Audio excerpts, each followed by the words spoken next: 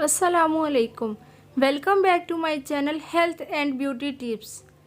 रंग गोरा करने के लिए ड्रिंक बनाने का तरीका।